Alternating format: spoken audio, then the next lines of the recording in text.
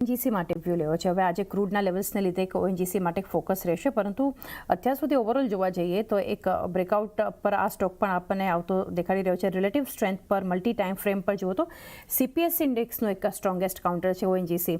લગભગ છેલ્લા 3 સપ્તાહથી તેજીનું મોમેન્ટમ આ સ્ટોક આપણને બતાવી રહ્યું છે, અને અહીંયા પણ જોવા જઈએ તો 5 સેશન્સમાંથી લોંગ બિલ્ટઅપ આ સ્ટોકે આપણને બતાવ્યું છે કે પછી શોર્ટ કવરિંગ.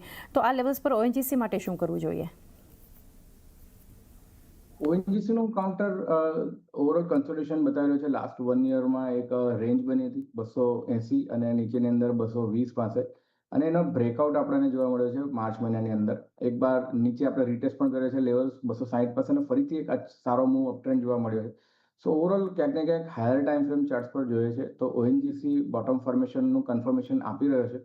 અને જે રીતે બ્રેન્ટના ક્રૂડમાં આપણે મોમેન્ટમ જોવા મળી રહ્યું છે, મને એવું લાગી રહ્યું છે કે સ્ટોક સ્પેસિફિક ઓએમસીસમાં પણ આપણને એક રીતે મોમેન્ટમ જોવા મળી શકે છે. ઓએનજીસીની વાત કરીએ તો મારા હિસાબે એક સારી ઓપોર્ચ્યુનિટી છે. માઇનર એક હર્ડલ જોવા મળી રહ્યું છે 295 લેવલ્સ પાસે. મને એવું લાગી રહ્યું છે કે બ્રેકઆઉટ પહેલા એકવાર રિટ્રેસમેન્ટ બતાવી શકે છે નીચેના લેવલ્સ પર. સારી ઓપોર્ચ્યુનિટી છે. 280 285 ની વચ્ચે બાયની સલાહ બને છે. 300 નો પહેલો લક્ષ્યાંક રહેશે. 300 બ્રેકઆઉટ થાય છે તો મારા હિસાબે 325 સુધીના મૂવ અપસાઇડ જોવા મળી શકે છે. 325 સુધીના એક અપસાઇડ મૂવ ધ્યાનમાં રાખો ઓએનજીસી માટે. ગઈકાલે જે